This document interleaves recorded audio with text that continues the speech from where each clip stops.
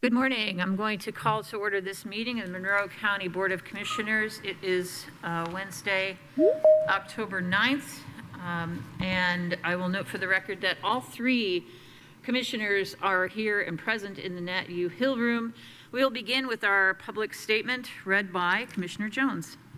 We, the Monroe County Board of Commissioners, renew our commitment to welcome and protect the rights of all people regardless of age, race, color, creed, disability, sexual orientation, gender identity, marital status, economic status, and national origin.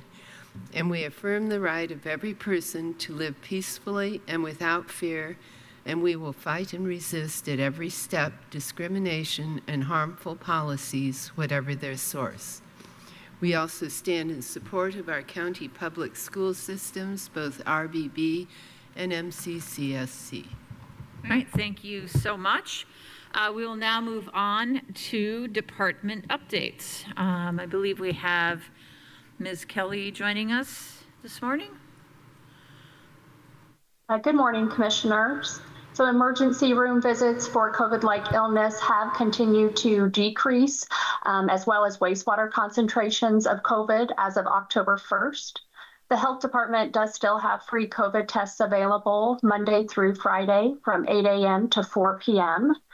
The public health clinic located on Miller Drive is hosting a flu and COVID vaccine.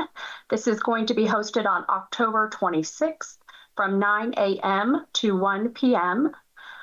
Walk-ins are also available during the week or appointments by calling 812-353-3244. Right, thank you so much. Comments or questions? Commissioner Githens? No, thank you. Commissioner Jones? No, I don't thank you. Thank you so much, Ms. Kelly. All right, are there any other departments who have an update for us today? You can raise your hand on Teams. Mr. Thompson. Yes. Mr. Thompson. Good morning. I have an update for the hurricane relief effort out at the airport. Cook Aviation at the Monroe County Airport did the heavy lifting on this relief project. They've coordinated flights with pilots, received and housed donations, and then packaged the items for flight. Currently, they are done accepting donations for this stage. To date, they have completed 17 flights, totaling approximately 10,000 pounds of goods, with 6,500 pounds yet to be delivered. They're anticipating 2 more flights today, and we have one of our employees who has taken benefit time next week to trailer down any remaining goods that he can. Fuel costs for some of those flights were subsidized by donations from a church in Popcorn, Indiana, and Cook discounted fuel costs for the pilots flying the relief aid. The first flight went out a week ago today, October 2nd.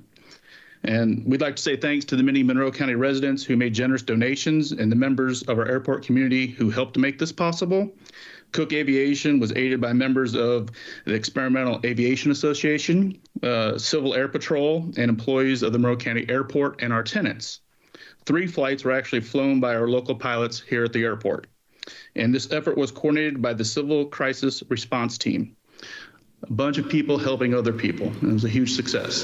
And unfortunately, we may be needed again in the near future, it looks like. It does indeed. Thank you so much. Any comments or questions, Commissioner Jones? Just thank you so much for organizing and making sure that this really remarkable effort happens so nicely. Commissioner Githens? Glad to hear it. Again, I echo what Commissioner Jones said, but when I took some donations out, the guys that were there to receive things were teasing, saying, is Sam's Club out of diapers at this point? And I was like, no, there's still a lot that people could help with. But I hope that the things in Florida do not get bad enough that that we need to pitch in again. Not that we shouldn't pitch in, but it's that I hope things that they come through this next hurricane. Yeah, it's a frightening thing. Thank you so much, and thanks to everybody. If you could pass that along for organizing and assisting with this, appreciate it so much. Glad to do it. Thank you. Are there any department updates? Can raise your hand on Teams or come to the podium in Nat U Hill.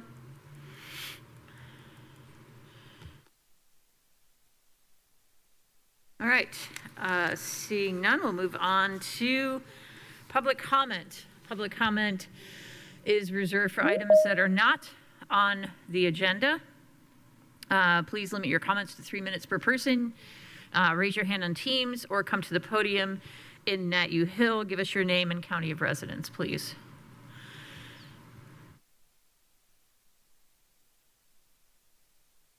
Seeing no public comment, we will move on to the next item, please. Yes, move approval of the minutes for October 2nd, 2024. Second. We have a motion and we have a second. Ms. Miller. Was this for the minutes or claims? I'm sorry. I'm ahead of myself. You're fine. She's awake. She's awake. I put my glasses on and I lost. I'm so sorry. Tired. I am very tired. I apologize. Put you on the spot.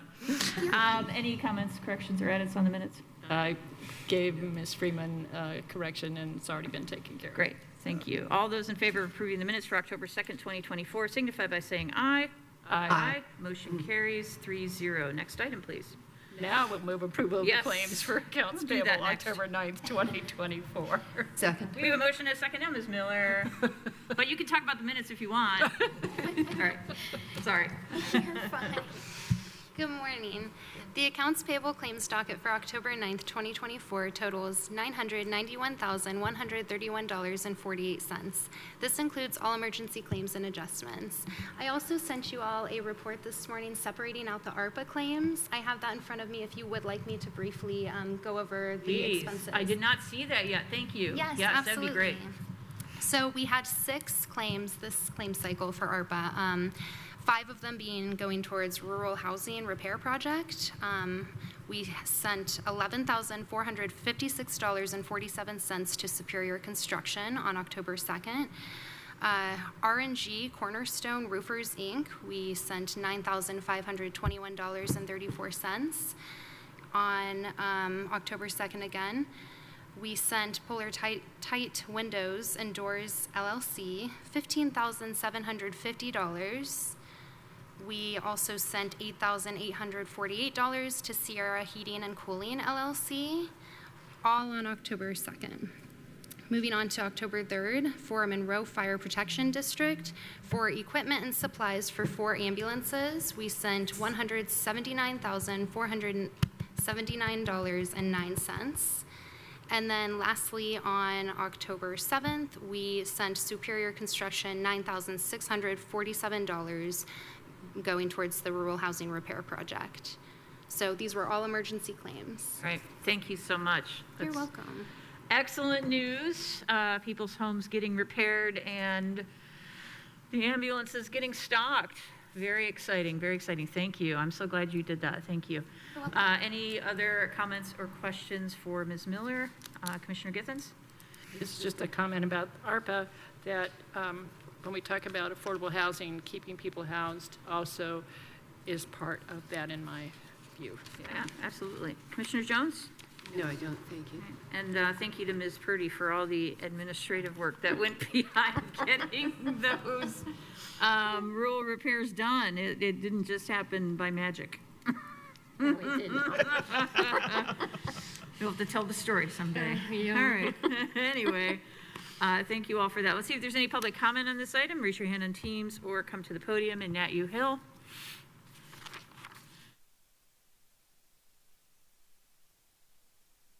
Seeing none, all those in favor of approving the claims docket accounts payable October 9th, 2024, signify by saying aye. Aye. Motion carries 3-0. Now we will move on to new business, please. Yes, move approval of the memorandum of understanding with Bloomington Regional Rehabilitation Hospital for disaster sheltering. Second. We have a motion and we have a second. It's actually a memorandum of agreement. I'm sorry, I Yeah, misstated. MOA, yes, Yes. yes. Who do we have here to talk about? Is Mr. Baker online? Oh, there he is. Great. Yes. Good morning, Commissioners. So in 2022, the Emergency Management Office and Bloomington Regional Rehabilitation Hospital came together to form a partnership and this agreement. This agreement pretty much states that the Bloomington Regional Hospital is willing to serve the community as a short-term shelter or assistance center for survivors in a disaster situation. And this current agreement expired in July 1st, 2024. And then we are presenting this updated memorandum of agreement, and it'll be an ongoing agreement with no expiration unless the parties terminate the agreement within 30 days prior to July 1st of each year. We are happy to have this partnership with the hospital. All right. Thank you so much, Mr. Baker. Great idea. Let's see if there's any comments or questions. Commissioner Jones. Yes, thank you to both you and the hospital. This is definitely a good thing for the community, and I hope that people will be aware of it. Yes. Commissioner Githens? Yeah, I echo again what Commissioner Jones has said, and I think people, I also like where the location is on this because it's so easily accessed by multiple different highways, roads, and so it just seems like a really, really excellent idea. And I would say I appreciate the fact that it's renewing annually unless either party cancels it, rather than finding ourselves having to consider this every year. But it's really great, and appreciate that emergency management worked on this, and also Bloomington Hospital. Thank you to both. Well, the rehab hospital. Rehab hospital, yeah. Yes, we have. Yes. All right, let's see if there is any public comment on this item. You can raise your hand on Teams or come to the podium in Nat U Hill.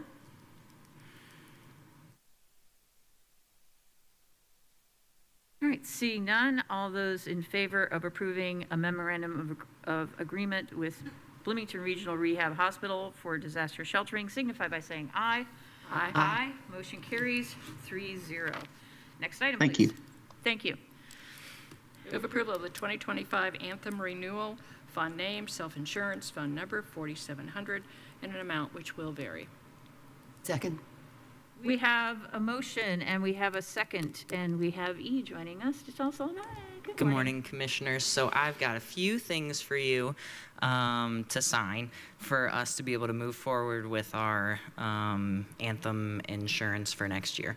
So I outlined these in the agenda request so that we're all on the same page about what each one means, but I'll go over them briefly. So stop loss is what protects us from the excessive claims that could happen on our plan, and so we use Anthem as our stop loss insurance carrier. The administrative fees are what we pay to Anthem to manage the plan, all of the customer service and the paperwork and all that sort of thing. And then the assumptions and conditions agreement is the agreement between Anthem and us to make sure that both sides are doing what they agree to. So Anthem manages the plan, makes sure they're paying the claims, all those sorts of things. And we are also following the rules that they've set forth about who's eligible and when, and terminations and things like that. So once these are signed by you, then we'll move forward with locking in our rate for 2025, which would be a 1.1 increase to the medical plans, which is amazing. 1.1%? Yes. Oh, okay. It's I was like, no, I thought it was it's a couple okay. dollars on Yeah. each of those tiers. Yeah. Very manageable.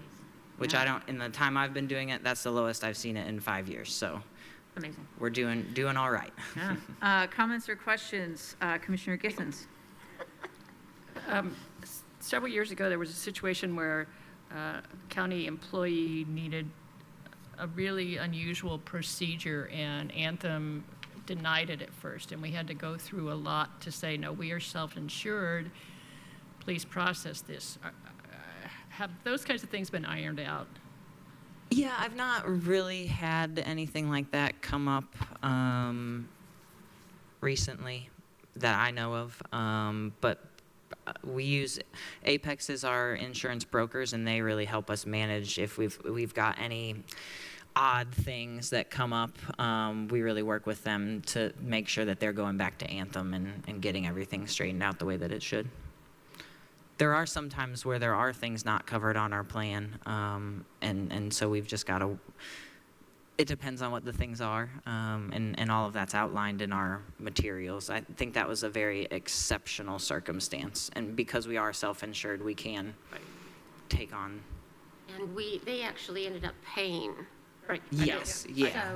So it was resolved. Yeah, but we had to really fight to get that taken care of, and it just felt like this was not one of the listed exclusions on the plan. And so, yeah, I just want to make sure that our employees don't have to go through long delays and things like that.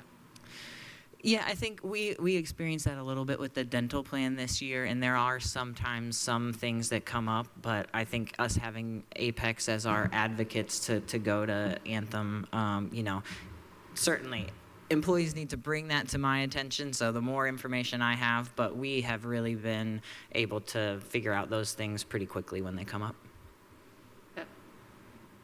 Commissioner Jones, comments or questions? Just thank you for dealing with the insurance. It's something that I prefer not to have to do. I would prefer not to do it either, but I think it's Angie's favorite thing. oh. No, y'all did great work, really great work. 1.1% is Unheard of. Oh, Yeah, my and gosh. that's the only plan changing. Yeah, So that's everything else crazy. is the same. Yeah, that's crazy. Crazy good. All right, let's see if there's any public comment on this item. You can raise your hand on Teams or come to the podium in Nat U Hill.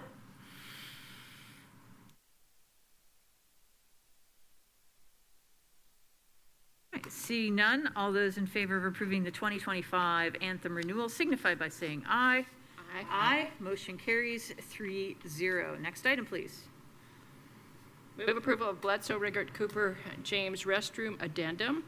Fund name 2022 GO Bond. Fund number 4815 in an amount not to exceed $62,615. Second. We have a motion and we have a second. Ms. Whitmer. Good morning. Good morning. This one's very easy. We just need to expand the contract from 12/23/24 to 12/23/25 because the restroom will be installed in the spring of 2025 and we need our engineers on site. Comments or questions? Commissioner Jones? No, I don't. Commissioner Githens?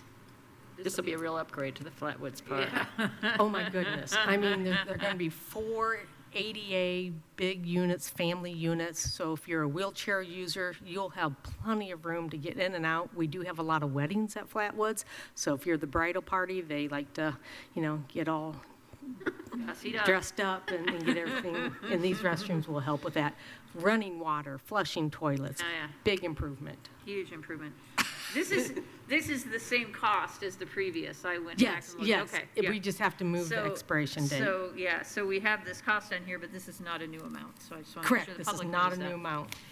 Great. Thank you so much for keeping an eye on this. And let's see if there's any public comment on this item. You raise your hand on Teams or come to the podium in Nat U Hill.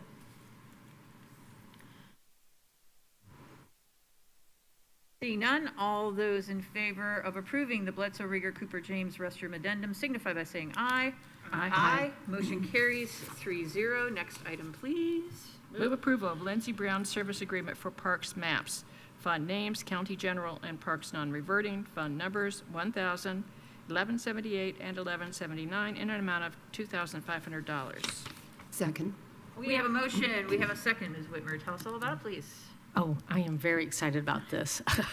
Ms. Brown actually works for the Department of Natural Resources. She has gotten permission from her bosses to work as a private contractor for us to put together park maps that are very similar that you see from McCormick's Creek or Brown County because our parks are large and we're getting a very large park.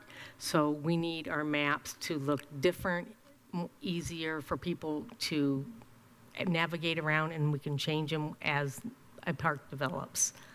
So. Awesome idea. Comments or questions? Commissioner Githens? Well, I appreciate the fact that we got to use the Will Detmer Park this past Sunday for a public meeting. It was very, the upkeep has just been phenomenal. And so please thank your staff. I will tell the park staff. They made sure everything was there and toilet paper included. Well, just the grounds look gorgeous. Yeah, everything so was great. clean. Very nice. Yeah. Really appreciate it. Yeah. Commissioner Jones? This sounds like a kind of exciting thing, and especially with the new park. That'll be really nice. Yes. I mean, they really are. I went to Brown County, I look at their map, I've never gotten lost on their trails. And this is the gal who designed all of those maps. That's great. Excellent, excellent. All right. Great idea. Let's see if there's any public comment on this item. You can raise your hand on Teams or come to the podium in Nat U Hill. See none, all those in favor of approving the Lindsey Brown service agreement for park maps signify by saying aye. Aye. Motion carries 3-0. Next item, please. Thank you. Thank you. Yes, I'm not quite sure about the dollar amounts in the next item, so. Well, let's do it without, and then we'll amend. Okay. Move approval of an Island LLC service agreement, fund name, election, fund number 1215. Second. We have a motion and we have a second.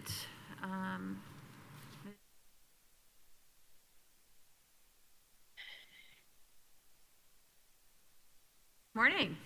Good morning. Thank you. Right, so I first just want to start off with a little bit of an update from early voting. Yesterday was the first day of early voting, and we had a total of 1,093 voters who showed up. This is an increase from 2016 and 2020, where in 2016 we had 924 on the first day, and 2020 we had 893. We are also starting off hitting in the thousands mark, and we did not start hitting 1,000 a day until about the second week of early voting in the past two elections. Good news.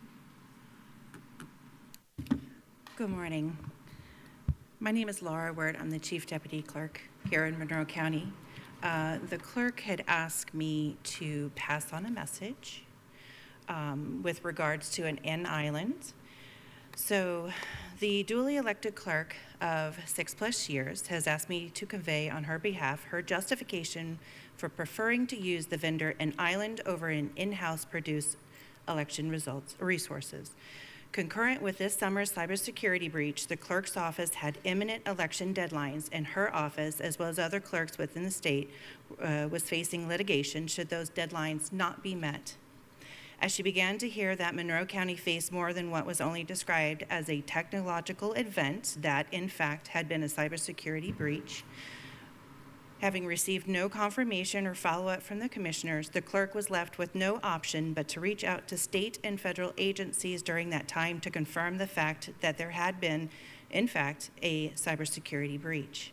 She remains grateful for the guidance she received from those agencies in real time following the breach.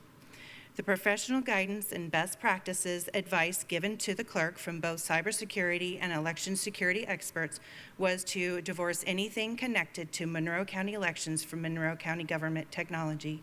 The clerk had hoped to do this discreetly and respectfully and only disclose the disconnect should Monroe County face any issues as to the integrity or outcome of the election. In what is likely to be the most scrutinized election of our lifetimes to date, it is going to be critical to leave no doubt about the integrity and results of Monroe County elections. Outstanding issues in Monroe County include the fact that the commissioners have yet to acknowledge the Monroe County clerk's concerns about cybersecurity and election security post-breach. State agencies have, federal agencies have, local agencies have, but Monroe County government has not. The optics appear indicative of pay no attention to what is going behind the curtain. You can still trust the Monroe County government's technology despite the cybersecurity breach. She doesn't have the faith that the Monroe County government's technology has in fact dealt with the breach fully, completely going forward. The clerk wants to be publicly clear that her concerns about the use of Monroe County government technology and her preference to implement the guidance she received from federal, state, and local cybersecurity and election security experts are in no way the result of a lack of faith in Monroe County surveyor's product. In fact, she has met with him and his team at least twice, as recently as yesterday, and had the opportunity to view their product. Instead, she is primarily concerned about the optics and timing of the implementation of the surveyor's product following the county's cybersecurity breach, not to mention the unspoken and outstanding dilemma as to whose technology is being utilized to create the product being currently promoted by the Monroe County government. The answer being Monroe County government's technology. Following the summer cybersecurity breach, the clerk made no public comments or statements to the media regarding the incident.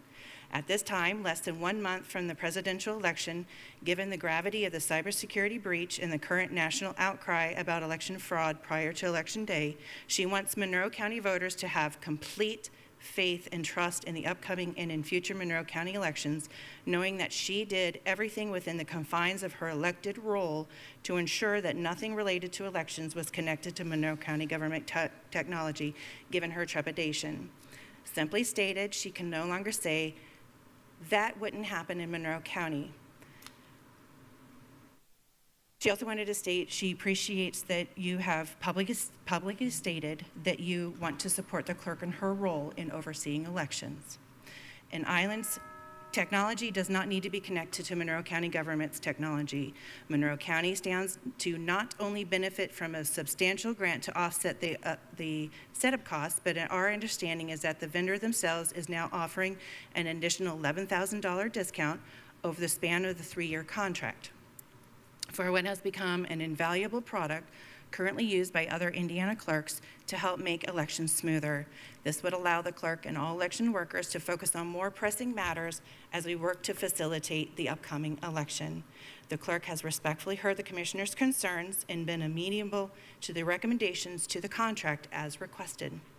In this particular instance, the contract has already been reviewed by the county attorney, presented to the county commissioners at both a work session and 2 previous formal meetings. She respectfully asks the commissioners to hear her concerns and support her requests for the betterment of Monroe County elections with the signing of the contract with an N Island without delay. Thank you.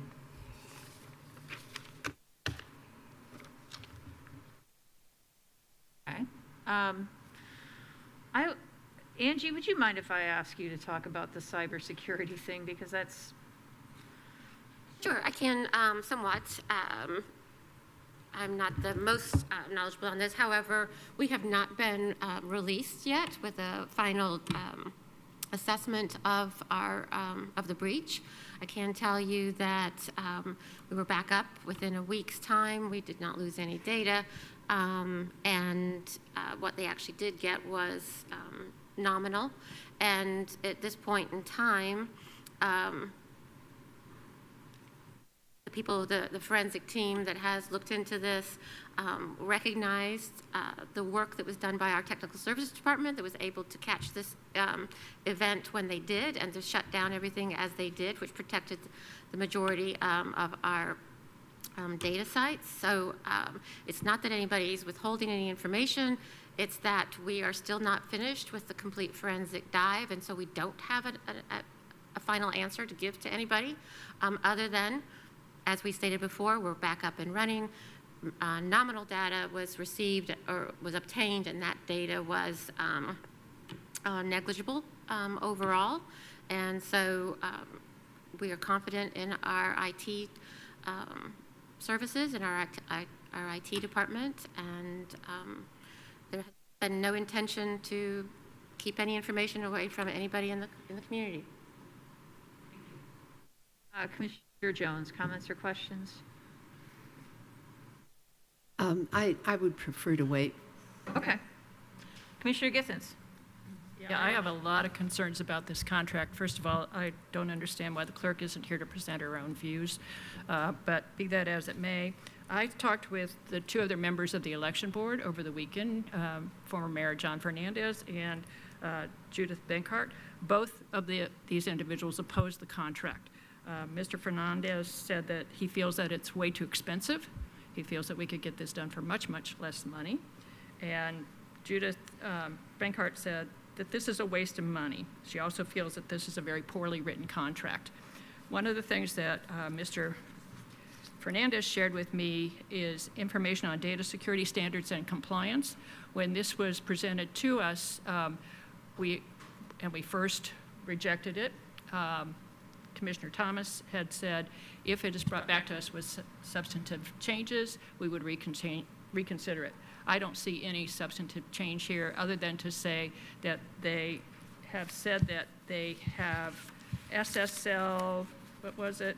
Sorry, I don't have all the wording memorized here. That they have SSL protection for shared data. SSL is 25 years out of date. It should be TSL if they are really serious about what they are doing. We want to know specific standards. This is require compliance with recognized security standards like ISO 27001 and IST 853, industry-specific standards like HIPAA for healthcare. We don't see any of that in this contract, and that specifically was requested at the last meeting. We don't know anything about data loss prevention. We don't know why it's easier or better to connect with an island than it is through our own GIS system, which when they put it up, it's on Esri, which is a separate system also. That would never be hacked if we are hacked. I mean, it's a separate, completely separate system. We don't know. I got onto an island's website and looked at what they report for Perry County. That's the county that they have the longest contract with, and there's no mapping. All it is the same kind of reporting of data that is found at the State Secretary of Secretary of State, the Indiana Secretary of State's website. It's just the exact same data, and it doesn't add anything to what's available. We've been able to report data out on election evening, and in fact, it's supposed to be the election board, not the clerk, that submits all this. And so I really, I just cannot support this in any way. Also, there's a problem for me with the receipt of that an island already has $25,000. This is a HAVA grant. The HAVA grant is to Monroe County. The Monroe County Board of Commissioners must accept any grant. We have not, it's never been put before us to accept that grant. It then must be released for spending by the Monroe County Council. That's never happened. And there are just, for me, so many other problems in terms of what HAVA grants are supposed to be used for. It's not for reporting data out later. It's supposed to be used for things like election security. And I don't see how this changes how anyone votes or how we tabulate that data, how we ensure that the data that is collected here is changed in any way.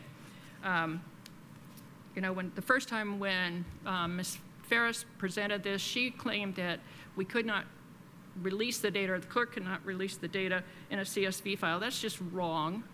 And when we can't, you're on video with this, and so I don't know that we have people that are in a position to make the decisions that need to be made for this.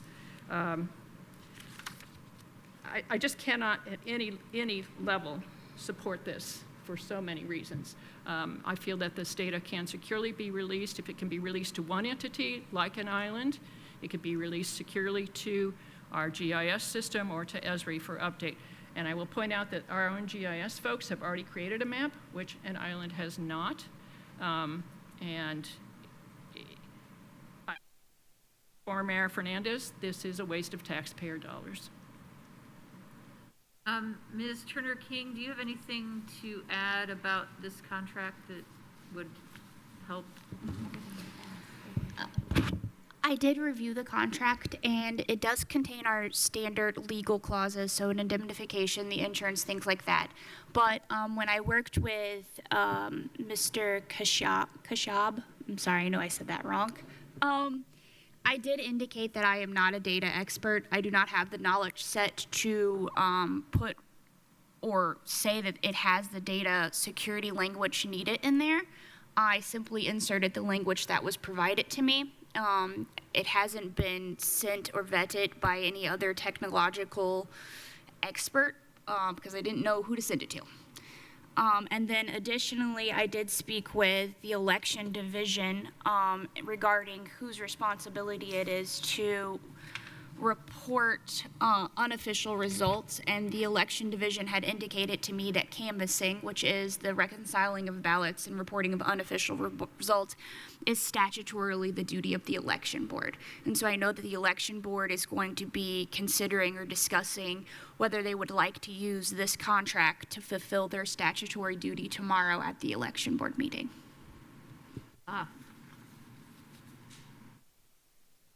Every county that I'm aware of, it's always the clerk's duty to, it has been told that it's the clerk's duty to do canvassing. And so this is why she is trying to do her duty to canvass. Any updates that has been requested by county legal has been updated. We also have Anjan here from N Island, so he can speak about the SSL versus the TSL. He can more than happy to come up here and talk to you about the differences of that.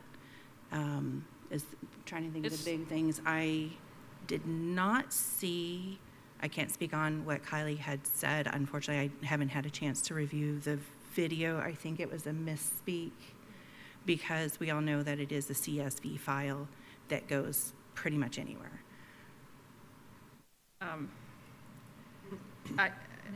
Yeah. Can I have Ms. Turner King? Yes. Yes.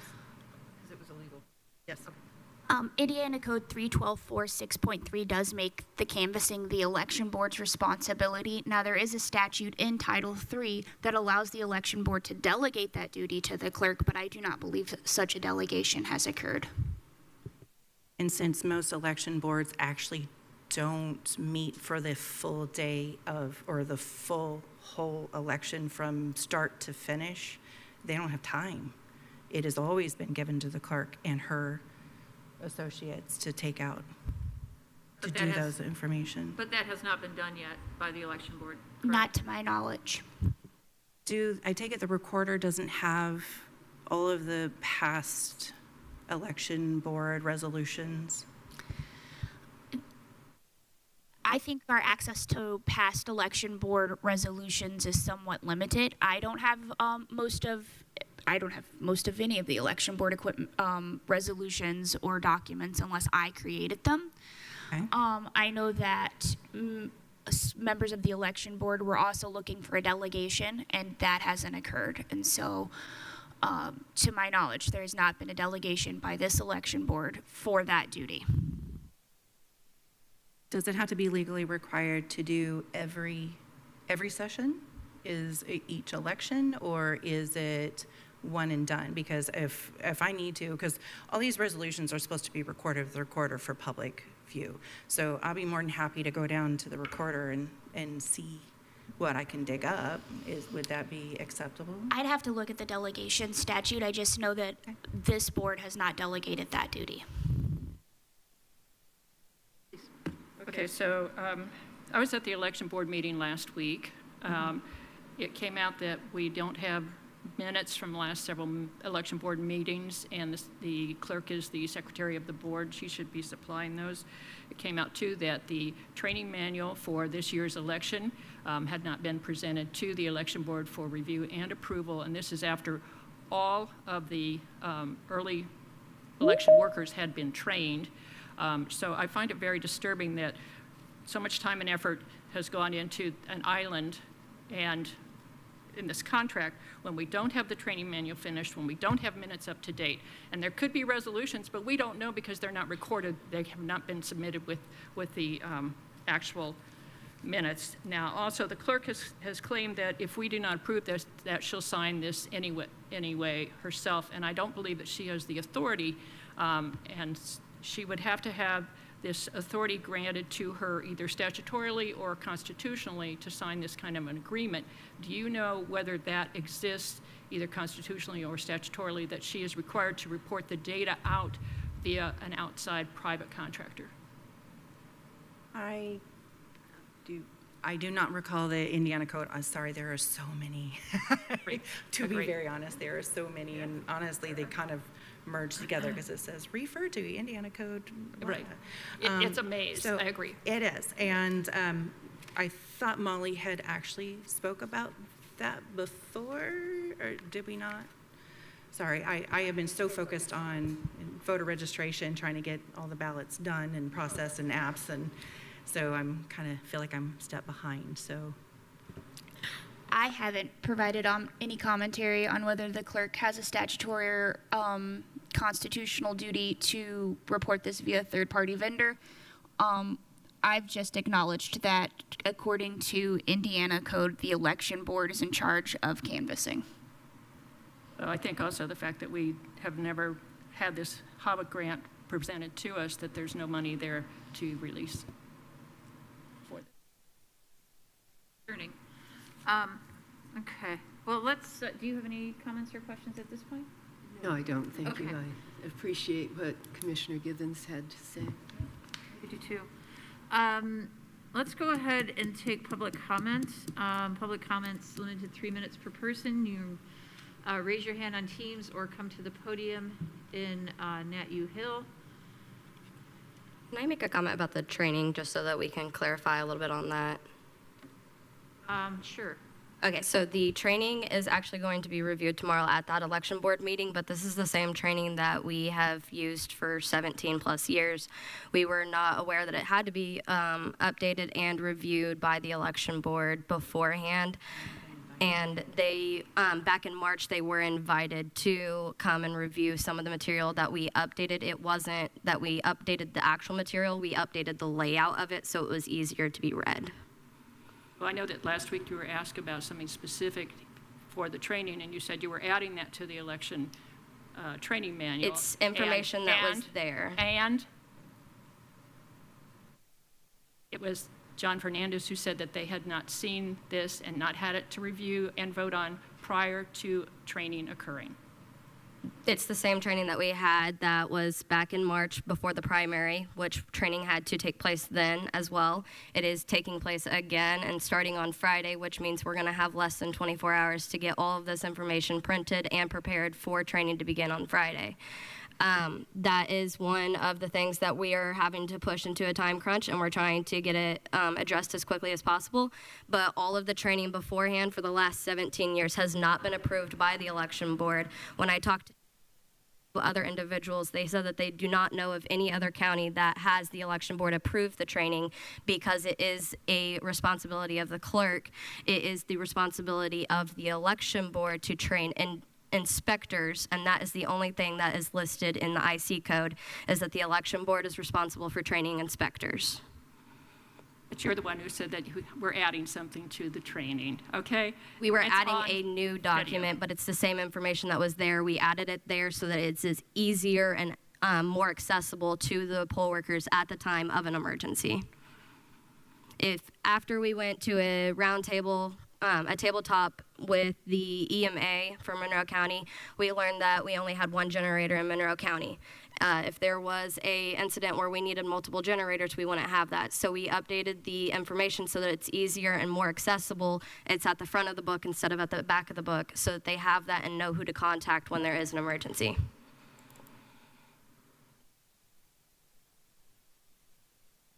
Go ahead and take public comment.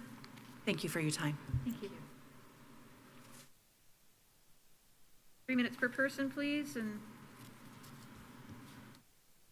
Hello, Commissioners. Jason Funk from the Auditor's Office, but I'm here as just a regular voting citizen of the county. great. And I voted yesterday. all right, you're one of the 1,093. Yes, I am. Just a couple of questions, mainly for Election Supervisor Ferris.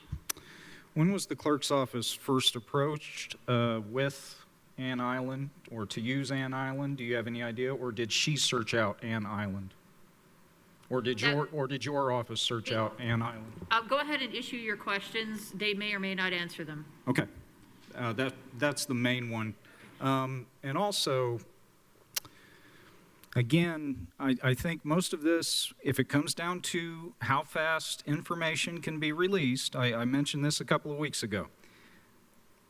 Does the clerk question her own ability to relay these results out to WTIU, to the Herald Times, to any other press or media agent, which has always been the, as I understand, basic agreement of this county, let alone any other county and their clerks and election boards, is she questioning her own ability? Because if it is her responsibility or an election board's responsibility, I kind of feel like if speed and relay are the issues, we should be caring about a correct count. We shouldn't be worrying about how fast something gets out to the public. Thank you. Thank you. Appreciate that. You are welcome to answer that question if you'd like. Answer the Sure. one. Sure. The second one, it's not about speed. It's about accessibility. It's about taking away the extra task in our office that our staff is having to do on election night that's taking up time. It's easier for us to just send it and then it be done instead of us having to send an email to each individual different media source, and then also any individuals that requested it, as well as anyone that is from parties, political parties. Each individual one of those are sent an email and with the results, and then also uploading it onto the website. This is going to take away part of the steps in our office for us physically on election night, and then it's going to make it for it's faster to get it to the individuals, but not the actual results being faster.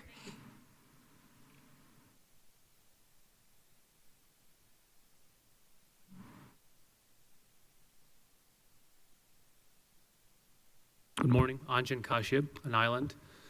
So I just want Not a to. Monroe County resident, right?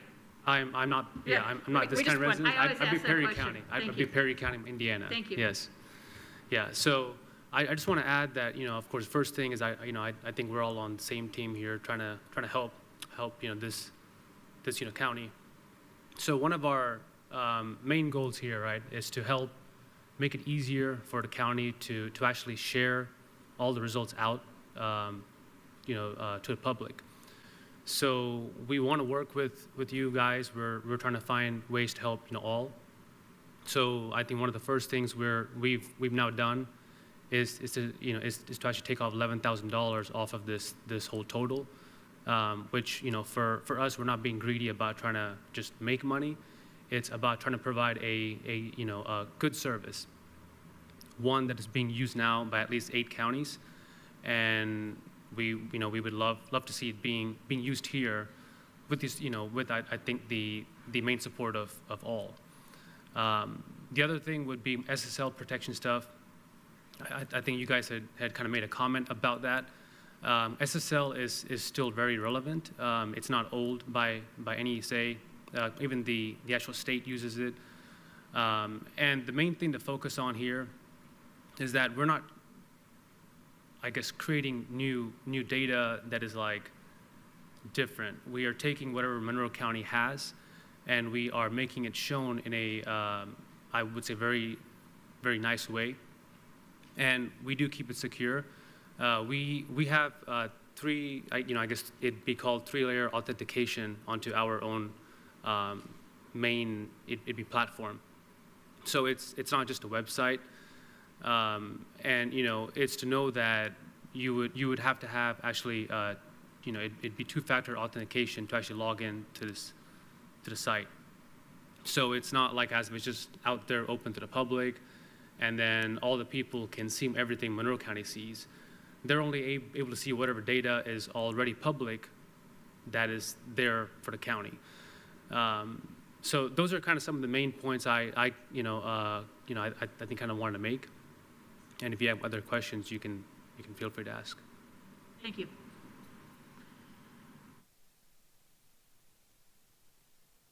Other public comment on this item? Please. Greg Cron, TSD Director. I'm actually speaking on part as my capacity here as TSD Director and not the public. So I'll ask if this is appropriate that I speak at this time. Okay. So multiple times it's been brought up that the clerk's desire for this software is because of her lack of confidence in the security of our network. This has been brought up many times, and we've talked about this many times for multiple aspects here. Our recent cyber event that we had in June no way impacted anything to do with elections operations, the state voter site, any of our GIS sites, any of that layering. So there was some concern about delay in response to the clerk whenever we had our incident. When we had our incident, we were following protocols not only set up internally, but also set up by our cyber insurance. Until the full scope of the breach was recognized, we didn't report to any offices other than the commissioner's office. The reason being, it's a need-to-know basis until you have all the information. That way you don't have misinformation getting spread or adding to the speculation that you already have. I understand the clerk is upset that she wasn't notified in what she found to be a prompt fashion. But since her data was not affected on our local networks, she was treated no different than any other department head whose data was not affected in this. So until the full scope was recognized, we didn't reach out and contact. We'd also spent a week down. We could have brought things up faster. Yes, we could have. But we were making sure that the data was secure, that our backups that we pulled from was secure, and we did that from multiple angles. We worked with our vendor who runs our backups. We ran with our cyber insurance with their investigators, and we did our own internal in-house. So we had 3 separate sets of eyes on this data to make sure everything was secure before we released it, to make sure we had absolutely no problems. So the repeated concern I keep hearing about, we need this software because of lack of security on county networks, it's not founded. It's untrue. This is completely separate of that, and the GIS hosting of this data, completely separate of my network.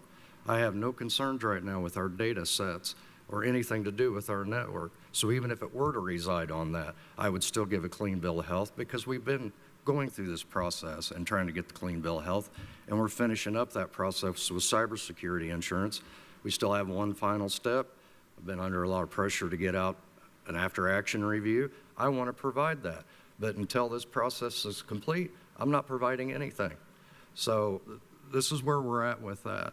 And I don't know how we can change focus, but cybersecurity is not a concern that we need this software in place. Thank you.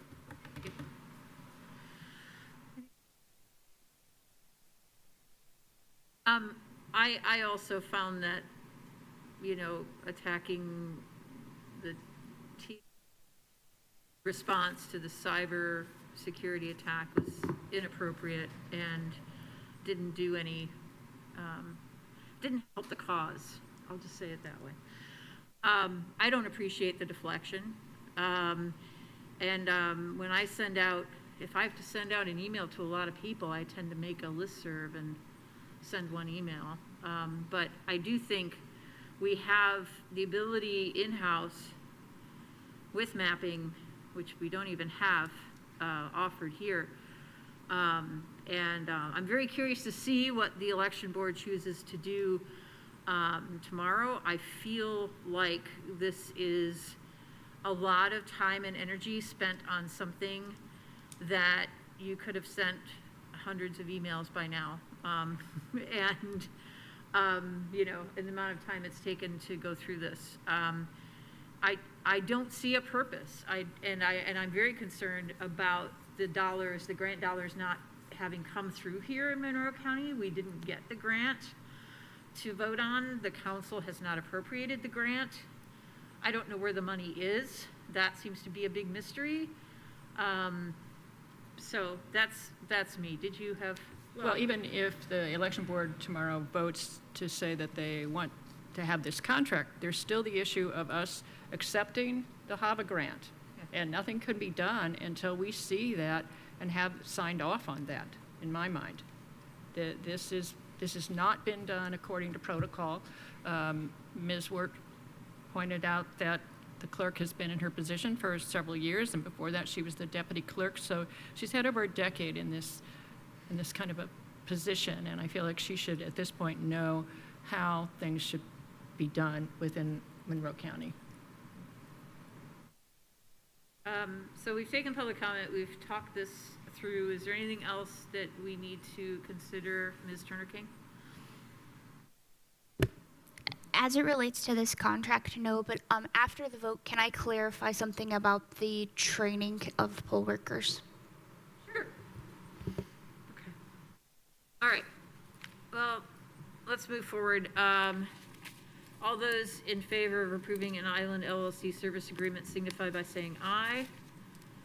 All opposed say no. No. No. The measure fails 0-3. Ms. Turner-King. For clarification, I did look up the statute pertaining to training for election or poll workers, and it indicates that the county election board must conduct a training and educational meeting for precinct election workers, and precinct election workers is statutorily defined as inspector, judge, poll clerk, assistant poll clerk, and election sheriff. So it would be more than just the inspectors. As Ms. Ward acknowledged, Title III is quite vast and complex, and so I brought this show up as soon as I had noticed it. But I will note that the sentence that I just read is contained in the Election Administrator's Manual for 2024. All right. Thank you so much. Really appreciate that. All right. Let's move on to our next item, please. Yes, I move approval of the mediated settlement agreement between Sojourn House and Monroe County Board of Zoning Appeals. Second. We have a motion and a second. We have Mr. Schilling joining us. Thank you very much. Dave Schilling from the Legal Department, presenting for your consideration a mediated settlement agreement of the Sojourn House Incorporated versus Monroe County Board of Zoning Appeals in Monroe County, Indiana. And back in early 2023, Sojourn House sought a use variance from the BZA to operate a house for victims of human trafficking that were experiencing psychiatric disorders.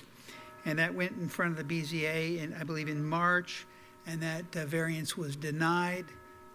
Sojourn House applied a second time, and the BZA in June refused to hear that petition.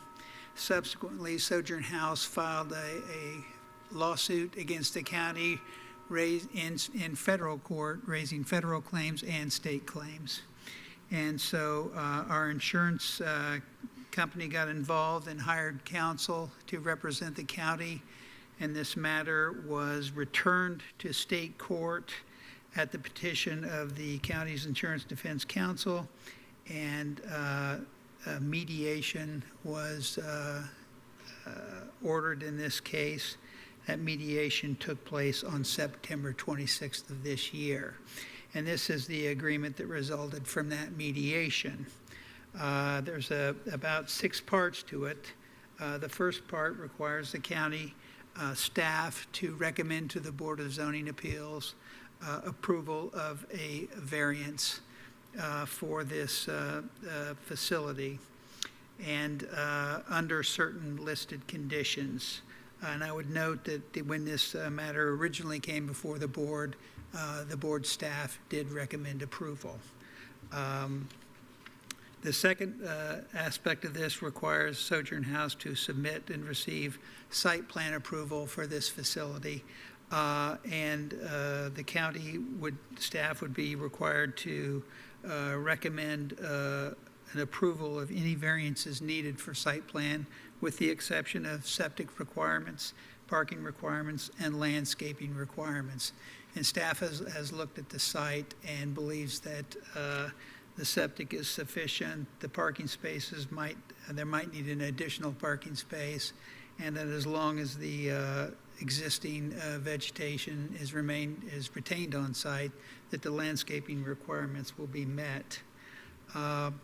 The third part is that in the event that Sojourn House is not granted variances consistent with these obligations, that this agreement terminates and the litigation would move forward. And so I just want to make the point that signing this or approving this agreement does not obligate the Board of Zoning Appeals to make any particular decision. I think the plan is to get this matter back in front of the board to consider under the Americans with Disabilities Act and under the Fair Housing Amendments Act whether Sojourn House is entitled to a variance as an accommodation, which is a federal requirement for this type of facility. So that's what the BZA will be considering, whether they need to extend a variance as an accommodation under federal law. but nothing in this agreement requires the board to come up with a specific or one decision or the other. The fourth part is that if variances are granted and appeal times run, then the insurance company will pay Sojourn House $135,000. Fifth, Sojourn will defend and hold the county harmless from any and all claims related to this matter. And sixth, in the event that there are any future disputes, that they will be addressed through mediation. So that is the agreement that the parties reached on September 26th and is before you today. Thank you so much.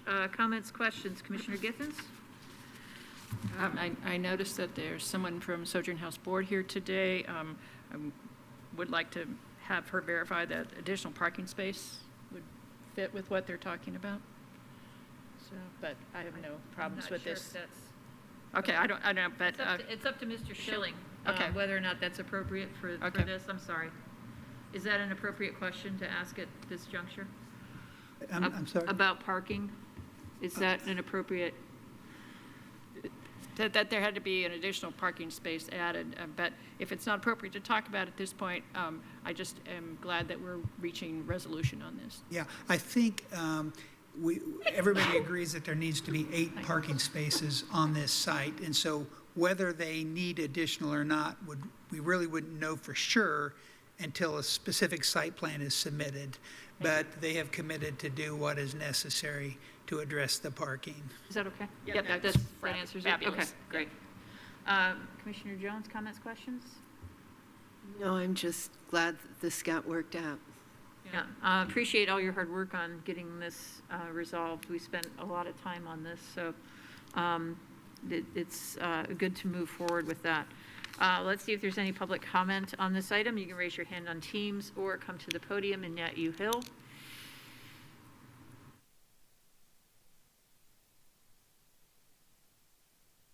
Seeing none, all those in favor of approving the mediated settlement agreement between Sojourn House and Monroe County Board of Zoning Appeals signify by saying aye. Aye. Aye. Motion carries 3-0. Thank you. Thank you. Next item, please. Move approval of vet engineering for wetlands and jurisdictional waters delineation, fund name, edit band, fund number 4816, in an amount of $7,464.48. Second. We have a motion and we have a second. Ms. Purdy. Yes, thank you.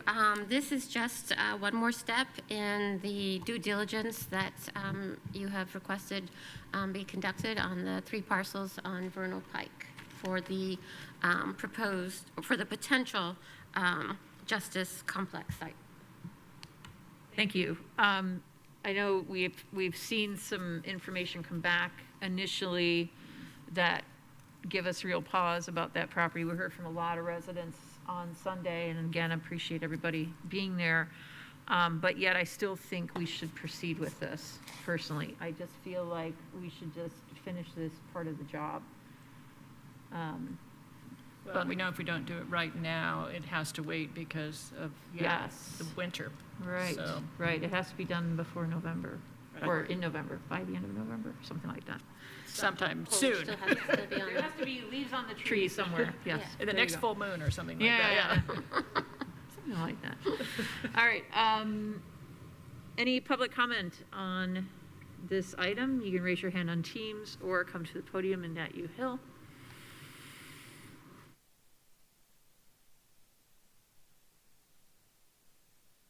All those in favor of approving the vet engineering for wetlands jurisdictional waters delineation signify by saying aye.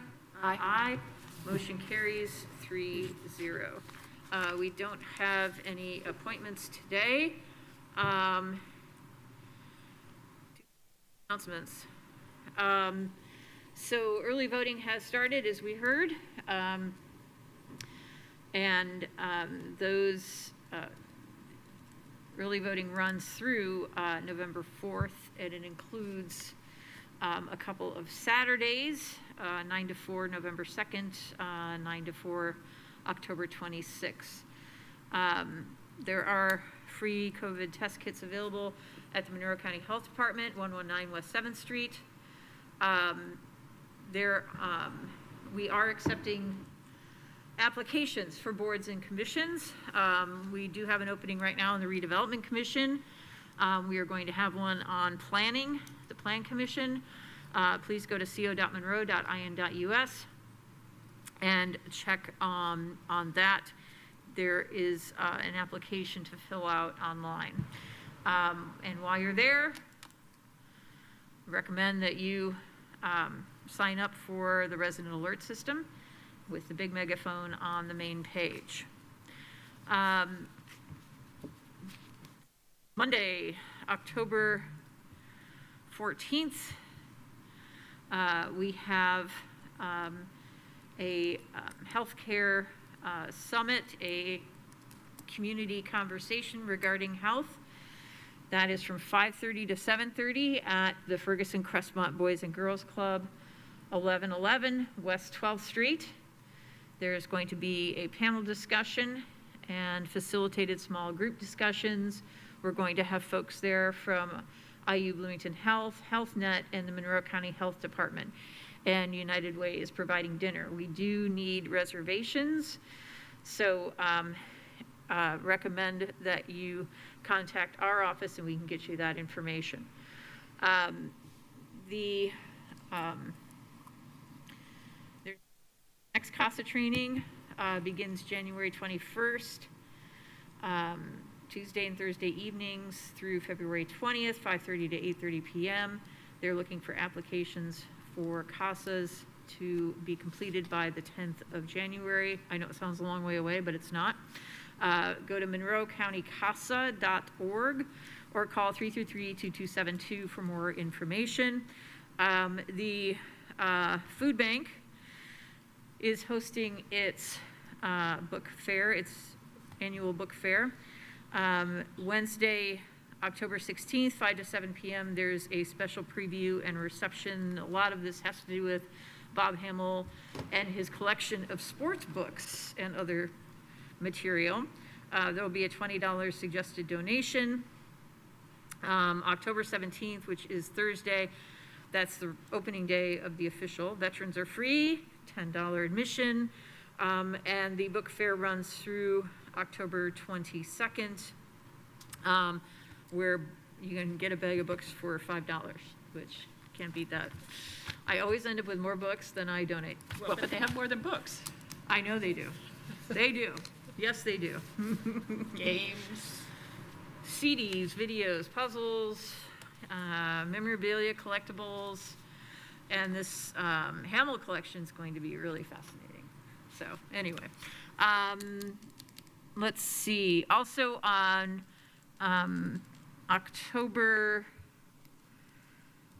13th, Sunday, 3 to 5 p.m. at the Monroe County Public Library downtown Kirkwood. There's going to be a NAACP sponsored event to commemorate the 70th anniversary of Brown versus Board of Education. Not just looking to the past, but improving educational experiences for youth in our community. 3 to 5 p.m. Sunday at the downtown library. We do have virtual office hours via Teams each month, 6 times a month. Go to the calendar at co.monroe.in.us for dates and times. The next blood drive at Ivy Tech Shreve Hall, Wednesday, October 16th, 10 a.m. to 3 p.m., and Thursday, October 17th, 1 p.m. to 6 p.m. Go to redcross.org. We are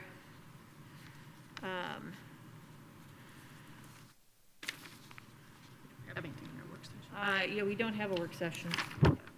We don't have a work session. Okay, there is no work session today.